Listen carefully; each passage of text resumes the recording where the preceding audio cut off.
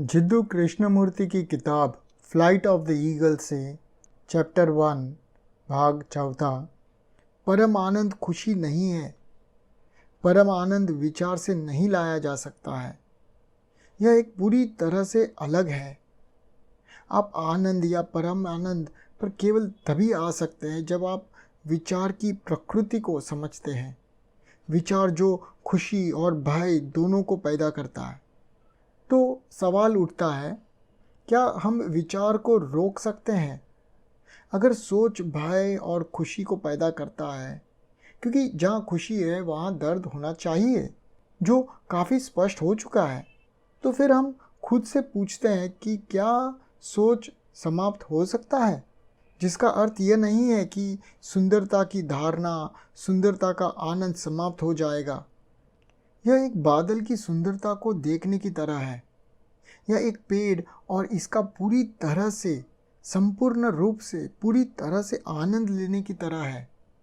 लेकिन जब सोच आने वाले कल में भी वही अनुभव मांगता है, वही खुशी जो उसे बीते हुए कल में प्राप्त हुई थी, उस बादल, उस पेड़, उस फूल को देखकर, उस सुंदर व्यक्ति के चेहरे को देखकर, वो फिर निराशा को आमंत्रित करता है, दर्द, भय और खुशी को आमंत्रित करता है। तो क्या सोच खत्म हो सकता है? या यह पूरी तरह से एक गलत सवाल है? यह एक गलत सवाल है क्योंकि हम अनुभव करना चाहते हैं एक परम आनंद, एक आनंद को, ऐसी चीज़ जो खुशी नहीं है। विचार को समाप्त करके हम आशा करते हैं कि हम कुछ ऐसी चीज़ पर आएंगे जो अपार है, जो खुशी और भय का उत्पाद नहीं है।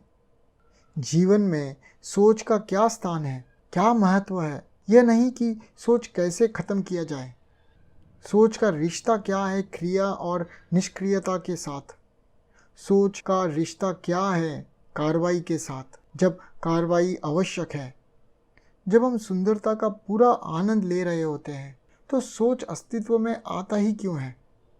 अगर विचार नहीं होता तो इस आनंद को अगले पल तक नहीं ले जाया सकता। मैं यह पता लगाना चाहता हूँ, जब सुंदरता का पूरा आनंद हो, एक पहाड़ का, एक सुंदर चेहरे का, पानी की एक चादर का, क्यों सोच वहाँ आता है और इसे एक मोड़ देता है और कहता है, मुझे कल फिर से यह खुशी मिलनी चाहिए, मैं फिर से इसे अनुभव करना चाहता हूँ। मुझे पता लगाना होगा कि विचार का क्रिया के साथ क्या रिश्ता है, और यह भी पता लगाना है कि क्यों विचार को हस्तक्षेप करने की आवश्यकता है जब विचार की कोई आवश्यकता ही नहीं है। मैं एक सुंदर पेड़ देखता हूँ, बिना किसी भी पत्ती के, ऊंचे आकाश में। यह असाधारण रूप से सुंदर है और यह पर्याप्त है, और सोच यहीं पर समाप्त हो जाना चाहिए। क्यों विचार आना चाहिए और क्यों कहे, मुझे कल भी यही खुशी मिलनी चाहिए? और मैं यह भी देखता हूँ कि सोच क्रिया में काम करता है। क्रिया में कौशलता, मतलब विचार में कौशलता भी। तो विचार और वास्तविक कार्रवाई के बीच संबंध क्या है? वैसे भी हमारी कार्रवाई अवधारणाओं पर, विचारों पर आधारित है। मेरे पास एक विचार या अवधारणा है कि कोई चीज़ कैसे होनी चाहिए, और जो हुआ है वह इस विचार या अवधारणा के निकट होता है। तो इसीलिए कार्रवाई और अवधारणा के बीच विभाजन होता है। एक आदर्श, एक सोच कि क्या होना चाहिए, इस विभाजन से संघर्ष पैदा होता है।